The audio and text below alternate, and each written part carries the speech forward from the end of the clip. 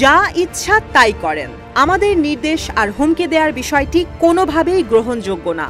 আমি আলোচনা করব না। ক্ষমতায় থেকে মার্কিন কোনো প্রেসিডেন্ট ইরানের এমন বুড়ো আঙ্গুল আগে কখনো দেখেছে কিনা জানা নেই।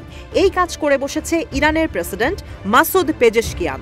সরাসরি সাক্ষাৎকারে বলেছেন, যুক্তরাষ্ট্রের যা ইচ্ছা তাই করতে পারে, ইরানের তাতে কিছুই যায় আসে না। পরমাণু আলোচনা নিয়ে অযথা জল ঘোলা করার কারণে রীতিমতো বিরক্ত হয়ে পেজেশকিয়ান বলেন, হুমকিতে কোনো কাজ হবে না। ইউক্রেনের সঙ্গে যুক্তরাষ্ট্র যা করেছে তা সত্যি লজ্জার। ইরানের কর্মকর্তারা বলেন, যুক্তরাষ্ট্রের অস্থিরতা আর গুন্ডামি মাত্রা ছাড়িয়েছে। যুক্তরাষ্ট্রের কাছ থেকে অর্থনৈতিক নিষেধাজ্ঞার মুখোমুখি হলেও পেজেশকিয়ান বরাবরই চেষ্টা করেছেন ওয়াশিংটনের সঙ্গে সম্পর্ক স্বাভাবিক করে ক্ষয়ক্ষতি কমিয়ে আনতে।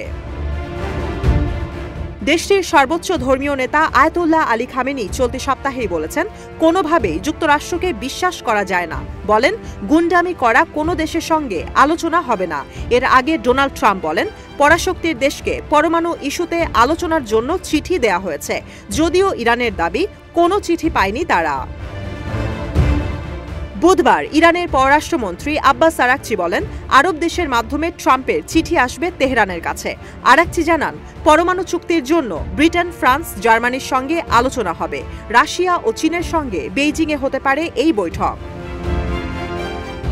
এর আগে ডোনাল্ড ট্রাম্প জানান, তেহরানের ওপর সর্বোচ্চ চাপ প্রয়োগ করা হবে।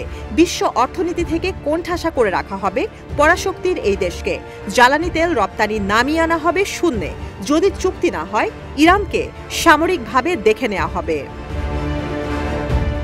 ইরান বারবারই বলে আসছে, পরমাণু অস্ত্র তৈরি করছে না তারা। যদিও ইউরেনিয়াম 60% সমৃদ্ধকরণ শেষ তেহরানের। ধারণা করা যায়, পরমাণু অস্ত্র তৈরিতে 90% এগিয়েছে তেহরান।